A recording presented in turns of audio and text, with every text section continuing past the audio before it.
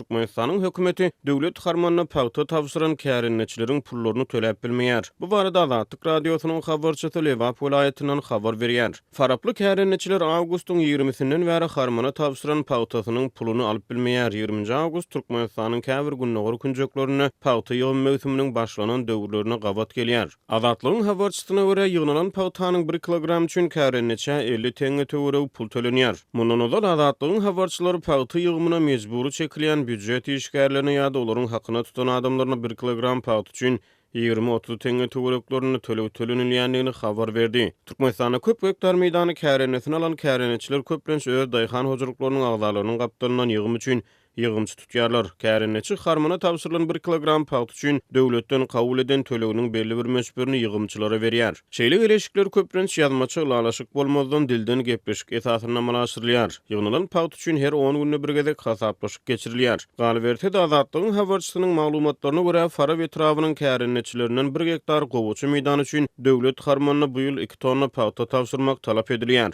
Yerli owa hojalyk hünärmeni Azatlygyň habarçysy bilen gurrundaşlykda 1 hektar ýeriň adaty döwlet plan borçnamasynyň 1800 kilogram paýta barabardygyny gurrun berdi. Bu ýagdaýda görnüşinden faraply kärenneçiler harmana 200 kilogram artykmaç paýta tapşyrmaga mejbur edilýär. Ma'lum bolşýanly Türkmenistany paýtaçy kärenneçiler şertname esasyna döwletden kärennesini alan gowaçy meýdanlaryndan ýygnan paýtasyny döwleti tapşyrýar. Döwlet kärenneçi daýhanyň paýtasyny öňünden kefitlenen baha boýunça satyn alýar. Azatlygyň habarçysy 1 tonna birinji sort paýta üçin döwletiň daýhana 1500 manat möçberini töleýändigini aýdýar. 2018-nji ýylda Türkmenistan täze oba hojalyk özgertmelerini kabul etdi.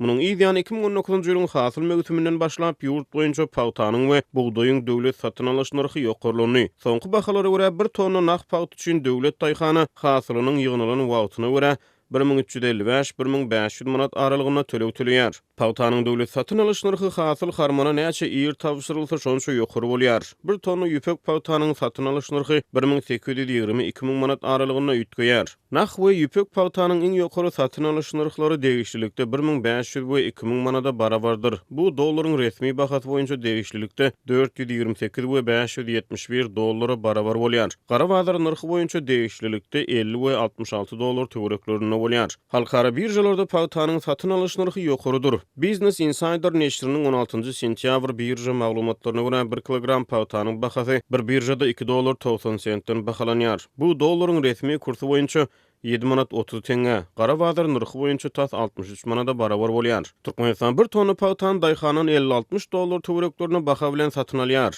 Ýöne paýtaçy malynyň haýsy ýurtlara ýa-da taraplara nähili şertlerde eksport edilýändigi, ýurtda öndürilen paýtanyň näçe götürüminiň içerki önümçülüge iýerilýändigi barada jekmejek maglumat bermeýär. Türkmenistanyň döwlet harit çygymal birjasy satyp çykarylan paýtanyň günnelik bahasynyň Cotton Outlook agentligine görä kesgitlenýändigini aýdýar. Insan hukuklaryny goraýjy halkara guramalar Türkmenistanyň hökümetini paýta önümçüligini mejburi zähmetden peýdalanmakda tanqid edýärler. Abaşanyň gümrük gullugy 2018-nji ýylyň maýyna Türkmen paýtasynyň hemde Türkmen paýtasynyň öndürilen islenlik önümiň ýurdun çägine girdilmegine gadagançylyk girdi. Bu ýylyň paýta mewsüminde Türkmenistanyň hökümeti büdjet işgärleriniň mektep okuwçylarynyň eskerleriň we beýlekleriň zähmet güýjünden mejburlyk ulanyp peýdalandy. Bu barada Azatlyk radiosynyň habarçylary awgustyň ortalaryndan bäri habar berýär. Şol bir wagtda türkmen daýhanlary tehnika, suw we mineral dökün ýetmezçiligi bilen bagly meseleleriň ýyllar boýy çözülmeýändigini aýdýarlar. Bu ýyl ýurdun gowaçy meýdanlarynyň 1.250.000 tonna paýta ýygnamak gödeňine tutulýar.